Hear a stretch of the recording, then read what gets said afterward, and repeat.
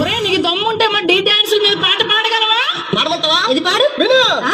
ఇటుక మీద ఇటుకు కడితే ఇల్లు అవుతాది,